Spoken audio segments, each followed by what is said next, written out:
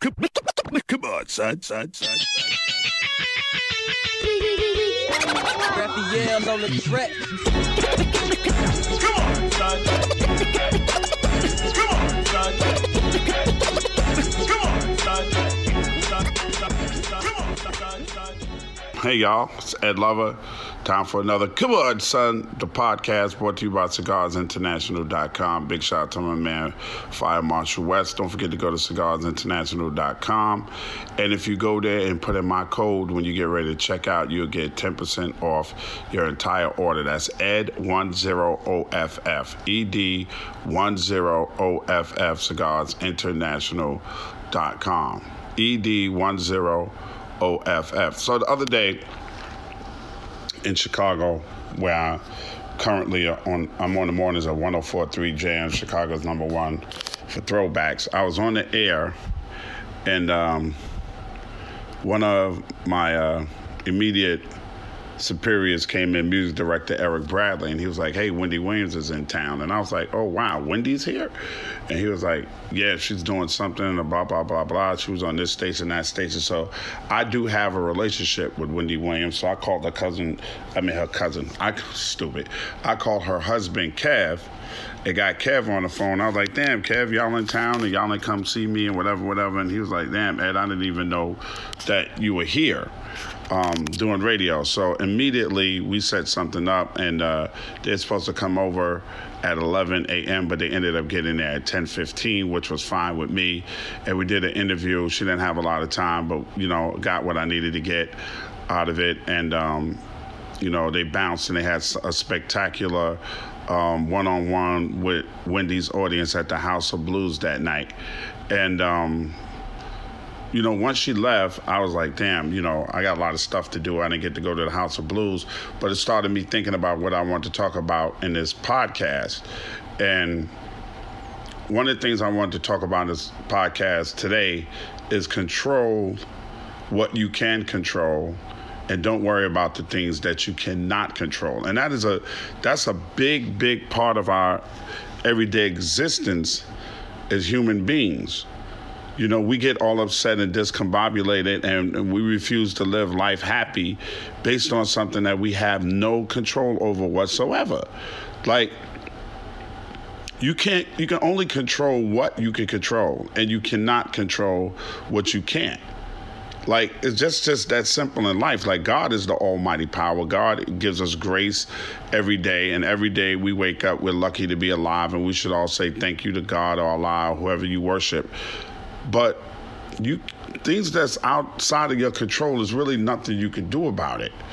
Like, all you can do really is try to pick up and move forward in a positive manner. I mean, pretty much that's all you can do. There's a lot of things that have happened to me in my life that I have been a part of, but things that were outside of my control. Now, when I first was on Power 105, before the Breakfast Club came, I was doing mornings on Power 105 in New York. And I was relieved of my duties. In other words, I was fired. It wasn't because of something that I'd done. It wasn't because my ratings were bad. It was because they decided as a company to move in a different direction to the morning show that they have now, which is the Breakfast Club, which is Angela Lee, Charlamagne the God, and DJ Envy. At the time, DJ Envy was, I believe, doing stuff with Hot 97. Charlamagne was still in South Carolina. Angela Yee had her show on Sirius XM. So once they came on to replace me as the Breakfast Club, I got a lot of things that were on social media that were sometimes said about me. Like, I would post something and somebody would go, "Well, yeah, shut up. That's why they fired your ass off of Power 105. That was beyond my control. I didn't have anything to do with it. And at first, when I was fired from Power 105, I was really, really, really angry. Like, super angry about it. And I'm going to tell you why. Because I feel that when Power 105 flipped over from if you know your history of the radio station, it was a jamming oldies station. I replaced Jeff Fox and comedian George Wallace. They were the morning show. They weren't even told that the radio station were flipping formats. They were doing mornings. They were not told until the morning of that the radio station flipped formats. I remember sitting there answering the phones from different people calling the radio station, asking the station what was going on with the format. I remember one phone call in particular, just like it was yesterday. I picked up the phone and I said Power 105, and the lady said, what happened to Jammin' 105? I had been there all night working, we was working on imaging and doing voice work and all that. And I said, it's no more. It's now a competitive hip hop station. She was like Hot 97? I was like, yeah, kind of like that. And she was like, nobody want to hear that shit. She said, what happened to Jeff and George? I was like, well, they're no longer here. And she was like, well, who's going to be on the morning show now? I said, Dr. Dre, Ed Lover, and Lisa G. She said, nobody want to hear them motherfuckers, not realizing that she was talking to me. That was her real reaction to a station that she loved that got flipped. And I felt bad that I was replacing Jeff Fox and George because I knew both of them and they're really good guys and they did not deserve to be treated like that. But that was something that was outside of their control. And it was a station flip. It was just the format. They felt like the format wasn't working for them and they flipped the station. So when Dre and myself and Lisa came on board, we were there and it was all in the paper. I still got the newspaper clipping on a plaque somewhere on the Power 105 shifts to compete with Hot 97. And I felt like we gave that station credibility. And I was never mad about being fired. I have totally nothing against Envy, Angela Yee, or Charlamagne. I don't know them that well. Those are people that I know in passing. And whenever my name has come up on anything, Charlamagne has always showed me the ultimate respect as an OG. I don't know them to be angry with them. Like, they didn't do anything to me. They weren't like friends of mine who ran around behind my back digging to try to get me removed so that they could get hired. It wasn't like that. So I had never had any animosity against the Breakfast Club whatsoever. Nothing but love and respect for all three of them. Envy is actually from the same borough I'm from in New York City, which is Queens, New York, and the same area. So we tend to support each other wholeheartedly. So there's no way I was going to be mad at Envy. But I was mad at Clear Channel for a while because I felt like we gave them credibility to be able to step into the arena of hip-hop in New York City. We gave them a name that people were familiar with. You know, when you launch in a new station, you want somebody that's an outstanding person in whatever city it is and give your station credibility. And I think that's what we have done in the past, and I think that's what we did for Power 105. So I was never mad at being let go. I was mad at the way I was let go. It was a Friday. Cadillac Jack McCartney was the program director. I had no idea I was being let go. I got called into the office. There was a person from Human Resources there. I was told that they were going into another direction, and I was asked to give back my building pass, and I was promptly walked out of the building. I had an office. I had stuff in the office. They packed my office up and sent it to my house. Like, I was literally walked straight out of the building past people that I worked with for almost 8 years without me being able to say goodbye. Like, I don't know if they thought that I was going to start arguing or fighting or fussing or anything like that, but I was just literally like put out. And I wasn't mad at change. Change is inevitable. You're not going to stay anywhere forever. But I was mad at the way it was done. Like, I felt like they could have gave me a last day and was like, hey, Ed, this is what we're doing. You know, I was blindsided. Absolutely. My feelings were hurt. It was a money thing. It was a money thing, and it was a youth movement. I remember talking to Jack McCartney a lot You know, we got to get younger. We got to get younger. That's what you say. We have to cum younger. We have to cum younger. Now, if there's one thing that you cannot control, and this is what we're talking about today, is how old you are. Every second of every day, every week, every month, every year, you're getting older. You can bask in the glory that you're young right now, but 20 years from now, you will not be young. You can say, I'm only 25, 20 years from now, if God grants you his grace, you're going to be 45 years old. There's nothing you can do about it. And I remember him saying that, and I remember thinking, wow, I am what I am. A lot of these people have been watching me since 1989 on television. I cannot shave points or lie. It's all on the internet. It's all on Google. You can't lie about it. You are what you are. You're as old as God wants you to be, still living on this planet. So I remember when I got walked out the building, the first thing that I thought was like, I should sue these motherfuckers for age discrimination, because that's exactly what it was. It was age, and a part of it, honestly, was money. I mean, the country wasn't going through such a good time financially at that point. iHeart is struggling now. They were struggling then. Well, they were iHeart then. They were what did I say? Oh, shit. I'm losing my train of thought, but y'all bear with me. It was whatever it was. You know, they were struggling at the time, and I was making a shitload of money. Like, I was making probably more money than, I know I was making more money than my program director at the time, but that's the deal that they cut with me. So it's always like that, you know, with, you know, a lot of people might not believe it, man, but with certain races, it's always like that, man. It's always like that. Elvis Duran is older than me, but he could talk to a 12-plus audience, but I can't talk to my audience, which is 18-plus.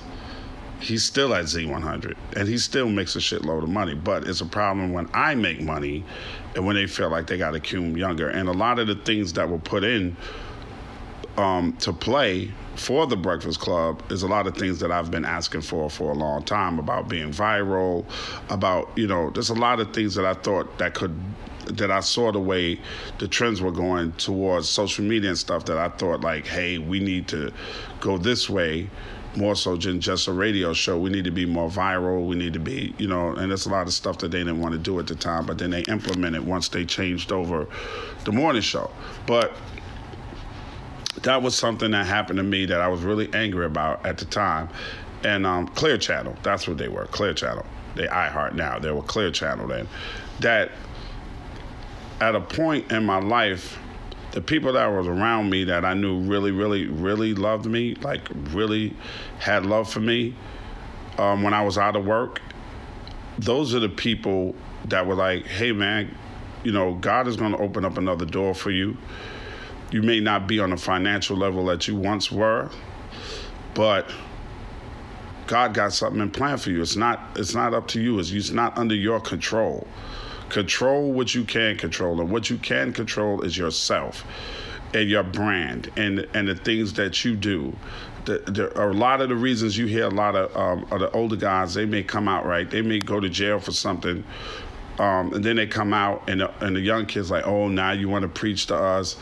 But you wasn't preaching to us when you was getting that money in the streets. Now you want to tell us what we should do and what we shouldn't do, because that's their experience. That's experience. Experience is the best teacher. Experience is a wonderful teacher, because you didn't know. You was young, you was dumb, you thought you were invincible, and now here's 18, 17, 10 years later, whatever, you know, did that time, and you don't want to see people that you love make the same mistakes that you made. That's you being able to do things, right? To control things. You could control certain situations. You could control where you go. That's up to you totally. Whether or not you get educated. That's up to you totally. Whether or not you decide to have a child. That's up to you totally. Men, that's up to you. Put a condom on. Don't go in raw.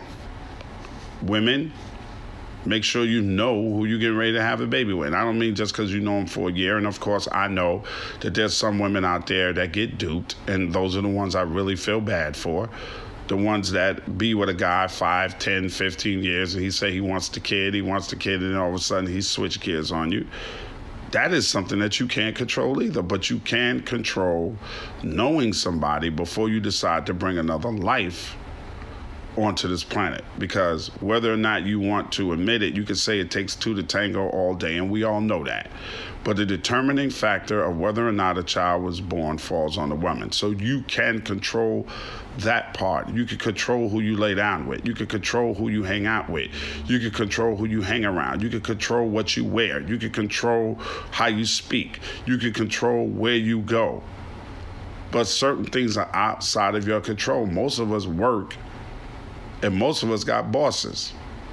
Now, some people may say that certain things are a boss move, but if you look at it very clearly, there's always usually somebody over you that's pulling the strings. From some of your favorite people on this planet Earth, LeBron James has made boss moves within what he can control, right? Colin Kaepernick has made boss moves under the guise of what he could control. But Colin Kaepernick is not playing professional football anymore because Colin Kaepernick does not control the National Football League or any of the individual teams in the National Football League. He is trying to prove now in a court of law that he was blackballed, that there was collusion to keep him from playing football. If the NBA players wanted to get together and just say LeBron James is not playing in the NBA anymore, they could. The same way they got together and kept Ray Rice after his incident with his wife, Baltimore Ravens Super Bowl champion Ray Rice, out of the NFL. That was the end of his career. No matter how big he was, there was somebody bigger. No matter how big LeBron James is, there's somebody that cut his check. We saw him in Cleveland go to the finals. Dan Gilbert had to cut that check. So he's a boss to a certain degree, but not a super boss, because that big money that he gets, that's coming from the Butts family right now. So he's controlling his narrative in the manner in which he controls it and not worrying about what he can't control. Now, what he can't control is himself. What he can't control is his output. He can't control whether or not he becomes injured, but he can control if I'm healthy, if I work hard, if I go hard, I can get these rewards till I get to the point where I can stop playing basketball and control my own destiny. But even if it's television and film, he's going to have to come to somebody to get that greenlit. That's just the way things work. But you can control yourself by putting yourself in a position to succeed. All the time, you cannot control everything around you, but work on being a master of what you can control and not worrying about what you can't control.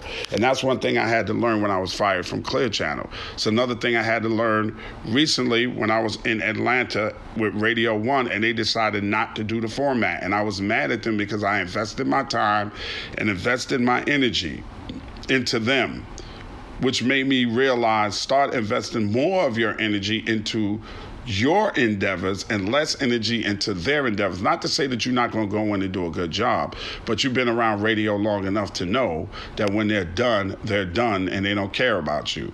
So do I concentrate my energy now on hanging out with people that I work with, trying to pal up the bosses? Oh, let's go out and have drinks. Let's go do dinner. Let's go swing the golf club. No, because I know when it's over, they don't really care about you at all. And that goes all the way up the corporate ladder to the program director. When they're done with you, they just done, and you have to look for another job. That's just the way it is. I'm not in a position to do my own thing or to own financially, to own my own radio station. I've heard people tell me that a million times. You should have your own stuff going. You should be on internet radio. Let me tell y'all something. They have not figured out how to monetize that yet. All these people walking around talking about they got their own radio stations and all of that. I'm on this show on the internet. That's great to get your chops up as a broadcaster, but you haven't found a manner in which to monetize it yet. Radio works like this. The more you listen, the better the ratings, the more they could go and charge for commercials. If they don't run commercials, they don't make money. Radio is not fun and games. Radio is a business. They are catering to a certain demographic of people to listen to a certain radio station so they can go tell advertisers we have a of cume is how many people listening in any quarter hour. We have a cume of 17, 18 million. Your stuff will be heard by 17, 18 million people. It makes sense for you to spend your advertising dollars with us. Radio is business. That's all it is business. Straight, and you better get a hold of that. Think about that right now. If you, anything that you're doing, I don't care where you work. If they feel like they're not getting the output from you or what they want, they're going to get rid of you. When we first started Power 105, our job from the program director told us is to be a thorn in Hot 97's side. Not to beat them, just be a thorn in their side, take some of their audience away so that Z100 can flourish. And then we started to flourish. Z100 was supposed to flourish more than us. So this way Z100 could get more advertising dollars because we're taking away some of Hot 97's audience. That's what we were told that our job was. Then they decided they wanted to win. Then they decided they wanted to try to grab a younger audience. So we have to get younger on the air. So let's get rid of the Ed Lover Morning Show. That's what they did. That's age discrimination, and I could have really sued Clear Channel for that. But I figured one day I probably would want to work for Clear Channel. Again, I have a lot of people that I really like over there at Clear Channel. So I didn't sue them for age discrimination, and I really could have. And I probably would have won, but I wouldn't have worked at a Clear Channel station ever again.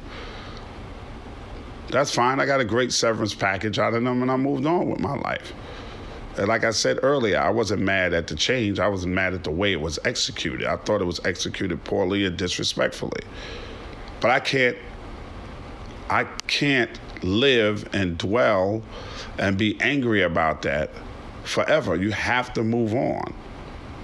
When something is final, it's final. And I think part of the problem with death and why we grieve and mourn so long is the finality of it all. Like when somebody that you love dies and you stop and you're grieving and you're hurting and you're mourning, you want the world to stop. Like when my dad died, I was so upset and so hurt and so when my immediate family that I wanted this whole world to stop. Just stop. Stop. Don't move. Nobody go to work. Nobody have fun. Nobody smile. Recognize that I lost my dad. But it doesn't work like that. I can only control what I can't control. The outside world keeps going. At the end of the month, they sent my mother the bill just like it was any other month. They didn't care that my dad had just died. Con Edison, lighting companies and gas company and the water company, they don't even care. That's just, they're just gone. And there's nothing you can do about it. It's gone. And my mother used to always tell me, like, my parents were such great parents, man. And they instilled such great values in us as young men and young ladies. Just great old world Southern values, you know, about being prepared and about being respectful and about controlling only the things that you know that you can't control. That doesn't mean you shouldn't reach higher. Not by any stretch of the imagination. You should always set goals and try to climb your goals and try to reach your goals all the time. That doesn't mean that. It means just don't dwell on the things that you can't control. Dudes, you can control whether or not you go to prison. I would say 99% of the time. Now, if you get framed and a cop pulled you over and put a dirty gun and some cocaine in your car, you can't control that. How many times have we watched these shows where there's people that get released from prison 17 years later for a crime that they didn't commit? That's one of the scariest. You want to talk about something that scares me? That scares me. That scares shit out of me. Okay, I just watched, one of my friends just sent me a Sacred Heart College. They just gave this white girl a year in jail for falsely accusing two black dudes of rape. Ruined their reputation, ruined their college life at that college. They didn't even get arrested for it, but just the actual thought that somebody would make some shit up like that on you is horrible. That's outside of your control.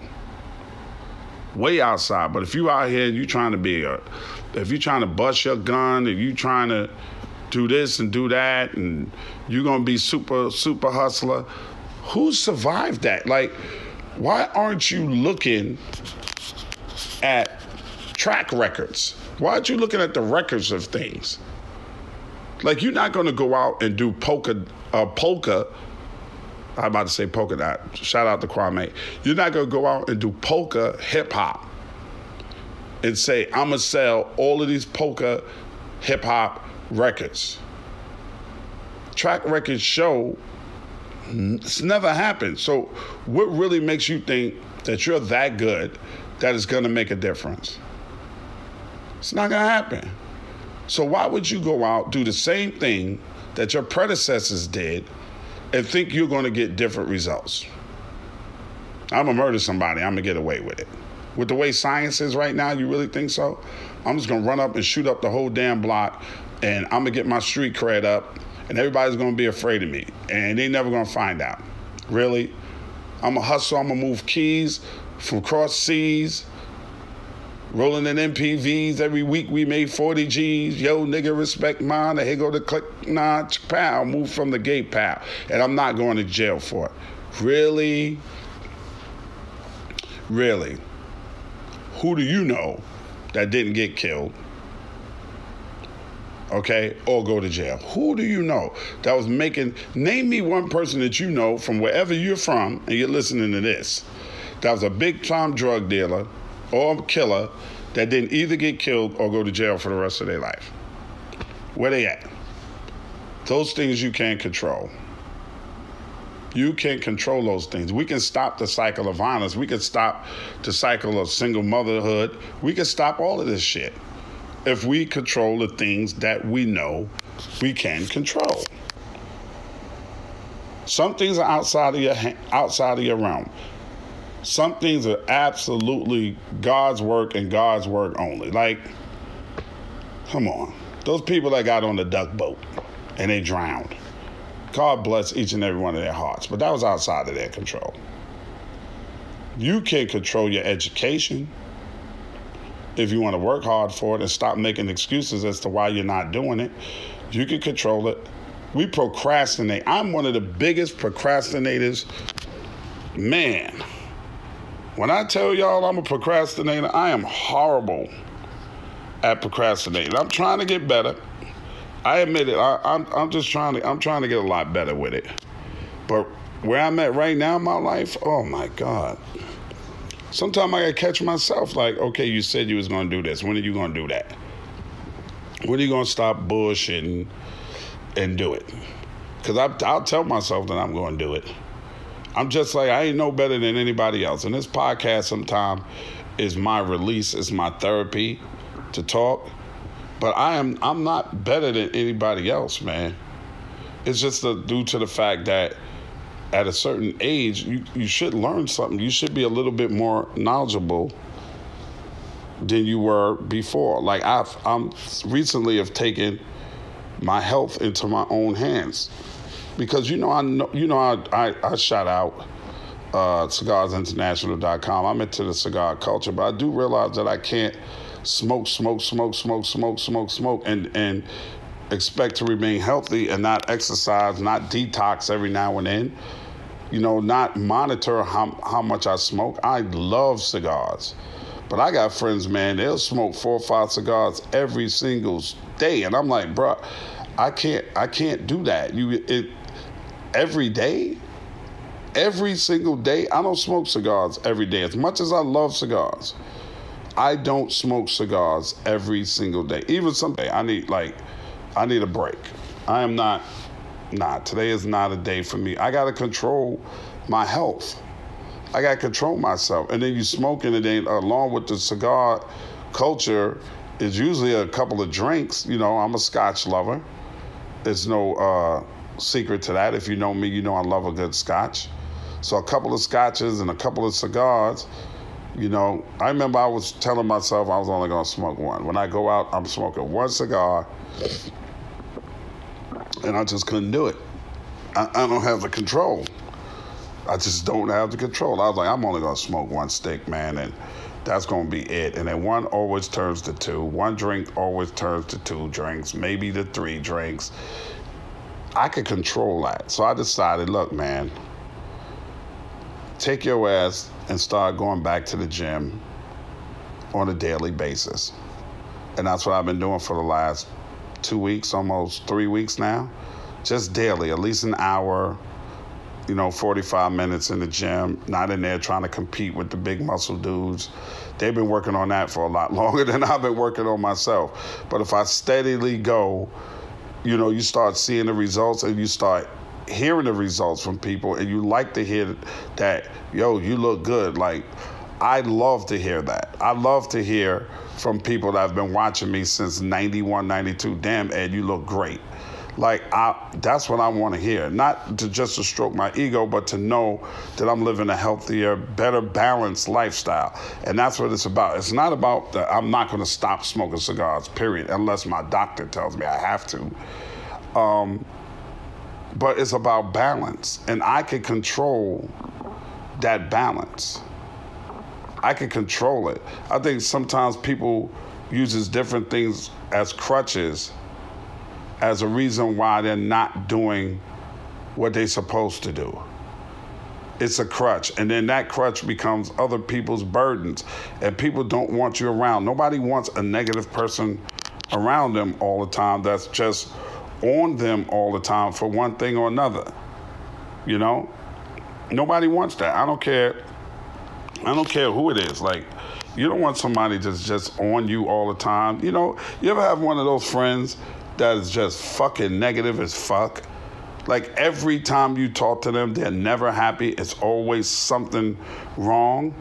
And the reason they are fucked up is because of them, but they don't want to hear that, or because of the blessings that they blocked a long time ago, and they're not really trying to do anything to make their life better. Anybody know somebody like that they call, hey, man, what's going on, man? How you doing? Oh, man, Dan, let me tell you, man, my car broke down, and I'm all screwed up over here, and I can't do this, and I can't do that. Hold on, y'all. My mother-in-law calling me. Hold on, y'all.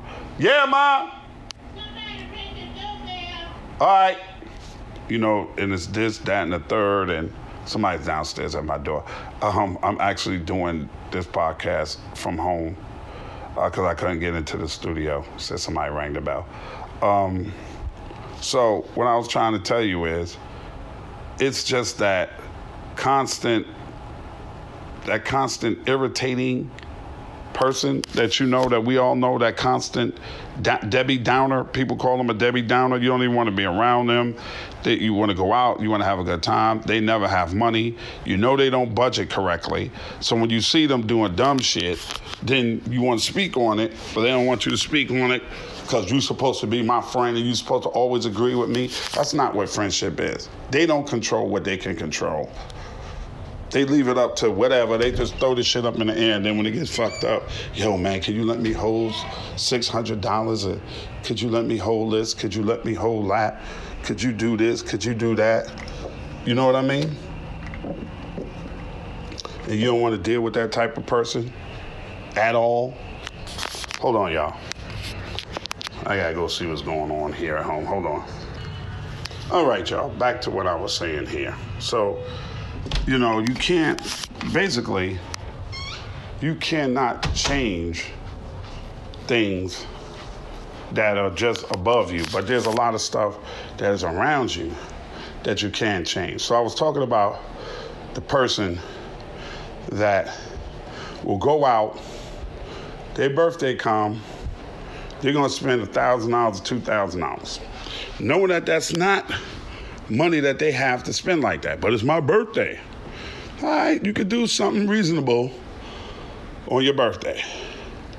Your birthday, folks, is not a national fucking holiday. So please stop it with, it's dumb. It's my birthday. We all love our birthdays. We all should be happy that we lived another year, blah, blah, blah, it's all good. But when you go out and you overspend celebrating your birthday, then when something happens, you don't have money for it, Then you start looking towards your friend. Nobody's trying to hear that. It's not going down like that.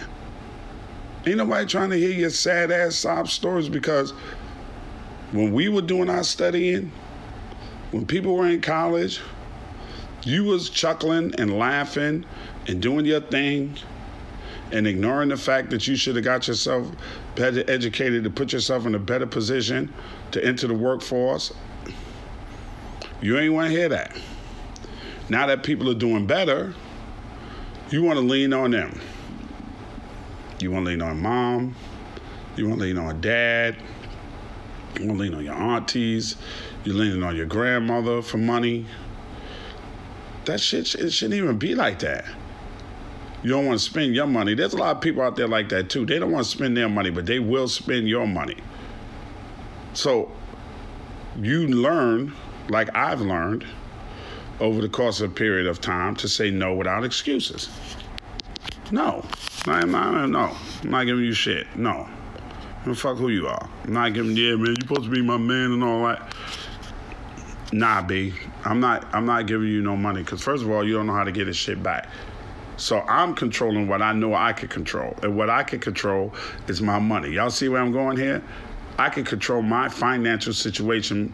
I can control not being mad at you. I can control not having to cut you off as a friend. I can control that by not giving you my fucking money. Recently in life, a female that my wife thought was a good friend started spreading rumors that myself and one of my friends were bisexual and that we were leaving our wives and getting married. And she's running around telling people this. And when I heard it, I just fucking laughed. I laughed. And I really couldn't believe it, because this was a person that we embraced. Like, we embraced her as a nice person. And some people, more than one person verified it, that she was spreading that rumor around, right? And she's even tried to apologize to my wife about it and say, oh, I took a bad joke and I shouldn't have been saying that. I didn't mean to hurt you and all that. Damage done is no damage to my reputation, because, come on, that's not going to stop me from doing anything that I want to do in my life. And I'm so upfront as a grown-ass man right now. I'm so upfront and real. If I was bisexual, I would have told the world a long time ago. I'm absolutely not. But it didn't bother me. I laughed it off, because I'm like, I figured a long time ago I can't control how people feel about me. I can't control. I could just be as nice as I could possibly be, but I can't control what your reaction to me is going to be. I had a young lady come up to me the other day and tell me she met me before, and I was like, nice, and she, well, you were mean. And I was like, well, how was I mean? Like, what did I say? Well, I said hi to you, and you just said hi, and you walked away. Was I supposed to say something else? This is exactly what I said to her. I said hello. Was I supposed to say something else? Well, you acted like you didn't want to be bothered. I was like, how did I act like I didn't want to be bothered? You said hi. I said hi. And then I kept going where I was going. Did you engage me in conversation and I told you I don't have time? No, you just said hi. Oh, it was the way you said hi. Oh, now it's the way I said. Like, I can't please everybody. I can't, and I won't try to. But if I know in my heart that I'm doing the right thing, I can live with that. I can't control the way every single person feels about me. I can't control, and frankly, at this point in my life, I really don't care. Like, my friends are my friends. My friends who are around me are genuine. Those are my friends. But I'll tell you what I did learn from the young lady that we thought was a really good friend that was spreading rumors and nasty innuendos. More than that, saying that I was broke and that my wife, the only reason why I'm married to my wife is because she's a healthcare professional and she makes more money than I do, and none of these things are true. This is just her talking, and I really think she has a drug problem, and I hope she gets herself some help. I really think she needs a lot of help. But my point of the matter is, what I learned from that about controlling the things that I can control is being more careful about who you let into your circle. Being more careful about who you call friend. Because you hang out with somebody for a couple of times and shared a couple of laughs and shared a couple of drinks together and hung out does not mean that y'all are friends. I really, really believe that people are in your life for a reason and a season. I really believe that. Some people's time is over, man. I mean, my ex-wife, Kim, and I are better off friends than we were a married couple. I think our marriage was for a reason and a season. The reason, Zaire and Summer. The season, over with. Like, I just don't believe, like, I'm looking back at it in hindsight, I got two wonderful kids out of this situation. Two gorgeous, great, smart, healthy kids out of this situation. But looking at it, we were doomed. We should have never been married in the first place. Hindsight, I look at it, I was like, I had two kids out of wedlock already, and here come my son, and I was like, I'm not doing it like that again. And I thought I was doing the right thing, but she wasn't ready for it. I wasn't ready for it. There was some warning signs there for me that I shouldn't have got married, and I ignored them. But I could have controlled that a lot better. I could have controlled it a lot better because it ended up in divorce, and that would probably have been worse. I think that has been worse for my kids than us just never being married and just agreeing to co-parent two great kids. I don't know, because you really never know what effect divorce has on your children until they tell you much later in their lives. And I've had this conversation with my son, and the hardest thing my son has ever told me, I said, what do you remember about me and your mother being divorced? And he said, I just remember you being in the house all the time, and then one day you wasn't there. And I just broke down and cried. Like, that shit shattered me. He was a little dude when we got divorced. I think Zaire was about 3, and he's 21 now. So it was just like, wow. Like, that really had an effect on him. And I could have controlled that situation a little bit better, and so could my ex-wife, Kim. She could have controlled that situation a little better, too. It's a lot of things that are outside of our control, and there's a lot of things that are within the realm of our control that we can control a little bit better. You know, I saw somebody post a picture. Matter of fact, it was my man Todd. My good friend Todd won. I've known Todd since he was first on at MTV, working with us on Your MTV Raps, and then he went on to host Fade to Black on MTV. You know, him and I did Down with MTV together. We were roommates together in Jersey City, New Jersey. We both worked, man. We did a lot of great stuff together. You know, he was in the movie Who's the Man with me. Brilliant dude working in television and film. Love him, man. He's like a brother to me, man. And that just reminds me I owe him a phone call, so I'm gonna call Todd one, just to catch up, because I love this guy. I seen him post a picture and he's about his daughter, and he said something about his daughter. And he said, I don't post a lot of pictures of my children because there's a lot of weirdos out there. And I thought, like, wow, you know what, Todd? You're right. And a lot of times we're a bit lax because now we are all about controlling our image, and we're all about our feelings within the realms of social media. And I just think it's the most ridiculous thing that I've ever heard in my life. And I agree with Todd that you got to be careful. Like I said, you got to be careful about who you let within your social circle. And you have to be careful about your family and your children, because there are fucking people out there that's weird. And I remember telling my friends, this is all about controlling what you can't control. I remember I told one of my friends, stop posting your vacation pictures while you're on vacation. Why? I said, because you're telling people that you're not home. And if people have been watching you at all, they know your house is empty. They know I could go break in your shit. Demi Lovato just almost died from an overdose. She's in recovery right now. Somebody broke in her house. The rapper The Game was at some award show or something, and he was posting from the award show. Thank God he had cameras. And then he ended up posting the two dudes that tried to break in his house because they knew that he was not home, that he was at the award show. You're giving people a green light to check out your children, to check out your home. I had to tell one of my daughters one time, stop video when you're here. Stop shooting video inside the house. I don't want people to know what the inside of my house looks like. I don't want people to know where I live. I'm very, if I had my wife on this podcast right now, she would tell you. I'm very particular about who I let know where I live. And I'm very particular about people bringing people that I don't know to my house. If there's one thing that I can't stand, if I invite you over, no, it is not all right with me for you to bring somebody to my house that I don't know. I'm controlling things I can control. And what I can control is who comes in and out of my house. Ever since that Miami Dolphin football player, I can't remember his name, but God rest his soul, had a barbecue at his house and allowed his cousin to bring their friends to his palatial estate in Miami. The dude saw the house, they cased it, they looked around, they came back in, broke into his house, awoke him out of his sleep. He went to get his gun and they shot and killed him.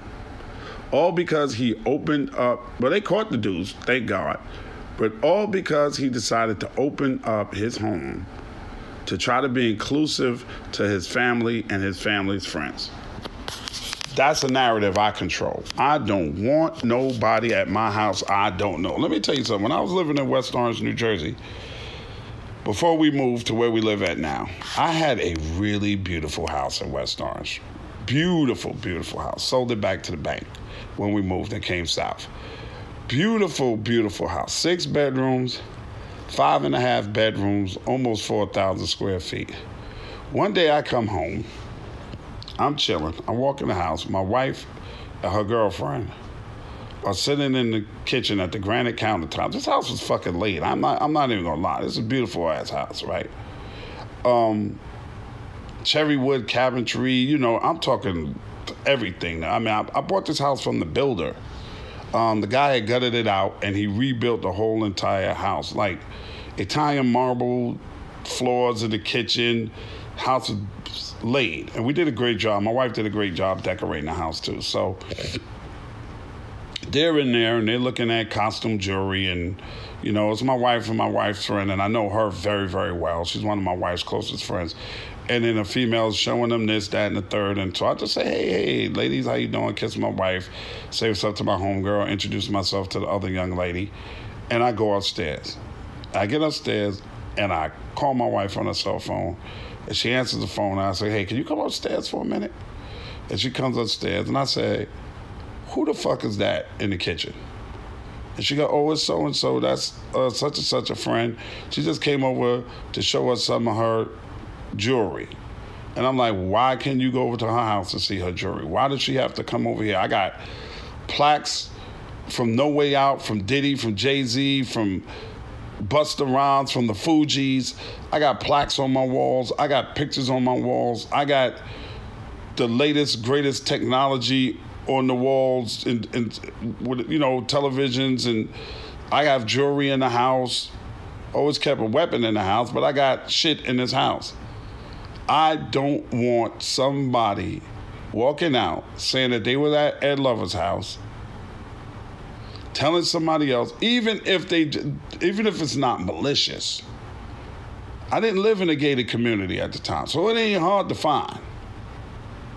Okay? I don't want too many people knowing where I live at. That's how, you know, that's how pushing robberies happen. That's how you go on vacation and somebody's watching you and you leave and the whole family's gone. That's how they break in your shit and you come back and all of your shit is missing. I control that narrative. I was like, please don't do that, babe. Please, can you go to homegirl house, your friend's house. I don't want to say her name. Go to her house and let her come over there. You got to be more protective of things that you can control. It just may be a passing fancy. It may be a barbershop or beauty salon conversation. I was over such and such's house. Oh, they got a nice house. Where they live at? Right off of there. But innocent. Innocent. Until somebody gets hurt or your shit is gone. Yeah, I got insurance on everything in the house, but who the fuck want to go through all of that? When you can control it a little bit better by just the people that you know, that you love, that you mess with, for real, that got years and years and years. And don't get me wrong, they will snake your ass too. But I'd rather, shit, at least I know them. I don't know this person. You know, not saying one thing is better than another one, but you know, you don't expect it for somebody that you've been calling your friend for a long time, and jealousy rears their ugly head. But if you can control things a little bit better, then you should make it your business to control your narrative and really not worry about things that are outside of your control. And that kind of stuff, giving out too much information to somebody else, you know, that shit is within your control. All is not gold that glitters, all is not pure that shines. Follow your mother's wishes and happiness will be thine. It's true, all is not gold that glitters. It's not. Just because somebody looks super good and you see them and they got muscles or whatever, she got a banging body, that don't mean that she right upstairs. Right? That doesn't mean that he's right upstairs. You control that. All that Tinder dating and hooking up and all of that, you can control all of that by being safe. I'm not telling you not to enjoy yourself, but I'm telling you to control what you can control your narrative a little bit better by making sure that you have a firm grasp on what you're doing and able to deal with the consequences of what you're doing. There was a young lady that I saw a story on that met this dude on Tinder, I think it was, or Black People Meet, or one of them, and she thought he was freaking fine, and he thought she was freaking fine, and they went out, and they was drinking, and she wanted to hook up with him, and he wanted to hook up with her, and they went to the hotel, and he beat the holy shit out of her and stole her car and her credit cards. That is something she definitely could have controlled. Definitely. Late at night, hanging out, drinking. You don't do that kind of stuff with people you don't know, that you don't feel like you can trust. That stuff should have been a meet me in broad daylight at a Starbucks for a cup of coffee. That's what that should have been. Meet me in broad daylight in Starbucks for a cup of coffee. Let's get to know each other a little better. Let me see what you all about. Thank God they caught him too, and he's doing some serious jail time. But don't put yourself in that position. Don't put yourself in that position. That's why I really, really appreciate more Uber, Lyft, and those services, because you pretty much got a good beat on who the driver is of, you know, whatever car that you're getting into. So it's less likely than back in the days when the cab drivers, you know, you never knew who you was getting in the cab with, especially as a female. You know, you didn't pretty much know anybody's medallion. You know, you ain't know the cab driver's name and information and all of that stuff. You just got in there, nigga looked like a Mahmoud or Habibi or whatever his name was. You never really looked at the medallion. You know, they usually have their license, their medallion license right there. You read their name and get all the information off of it. But when cabs was popping in New York City, where I'm from, we rarely did that. We just got in, told them where we was going, paid them, and got out.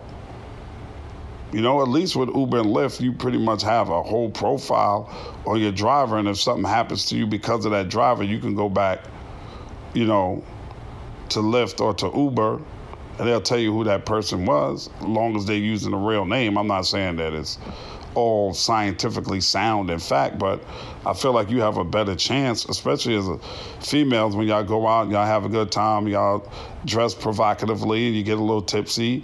You know, it's a little bit safer, because at least with that, you could tell somebody, even with the app, you could tell somebody about your trip.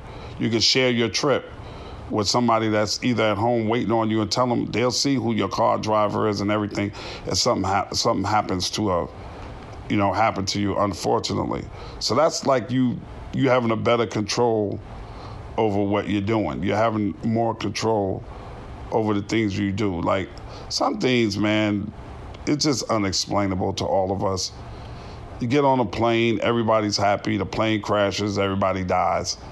That's not within the realm of your control. You don't, that's when we putting it in God's hands. I travel a lot. I'm back and forth between Chicago and Atlanta and New York. I'm all over the place, man. And that's not within my hands. I can't control that shit. This really ain't too much I can do about it, man. Really ain't. Really ain't. I just want everybody, and instill this in your children. Don't get hung up on things you can't control, like who likes you, who don't like you, who's talking about you. Everybody swear they got haters on social media who don't agree with you. You're growing. We all still growing. I'm even still growing as a human being. And I can't control that. I don't worry about it because I can't control it. Who likes your pictures? Who gives a fuck? First of all, do you even really know 50% of the people that follow you? So what do you care if somebody scroll past your picture and don't punch the like button? Stop LOL, man. Stop living off likes. That's where we at now. We LOL. We live off likes. Stop it.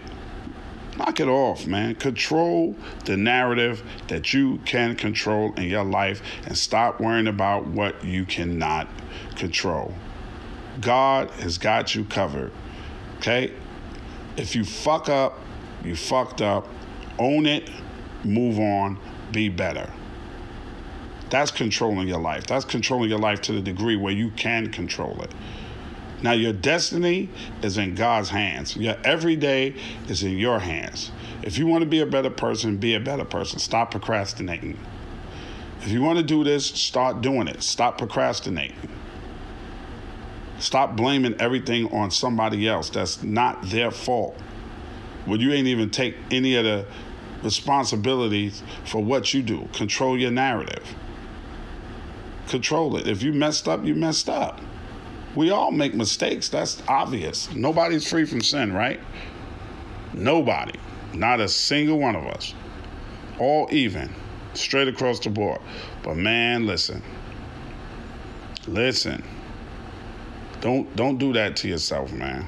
Don't set yourself up for failure. Don't put yourself in a bad spot.